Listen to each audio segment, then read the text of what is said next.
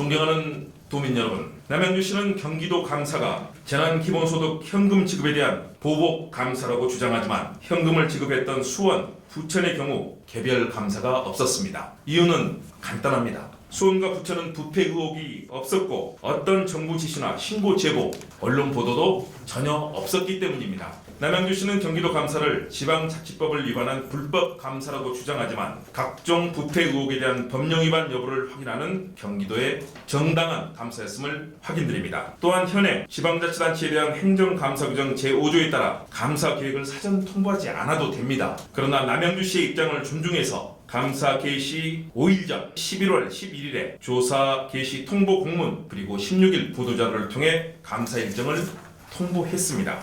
남양주시 공무원들의 부패 비위 행위는 표적 감사가 아닌 27개 시군을 대상으로 실시된 2020년 소국행정 실태 특별조사를 통해 드러난 사안입니다.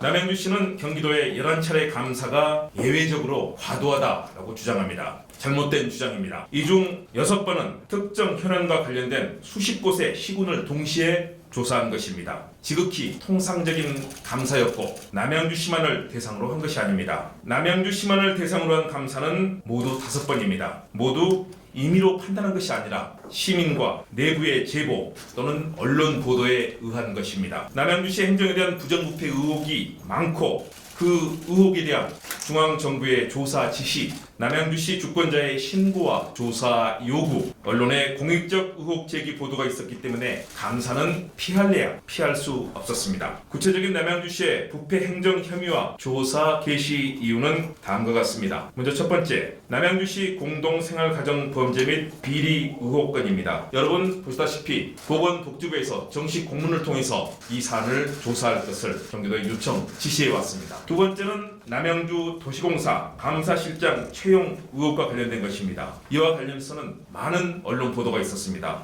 단독 보도를 한 언론의 보도에 이어서 여러분 보시지만 수많은 언론을 통한 의혹 제기가 있었습니다.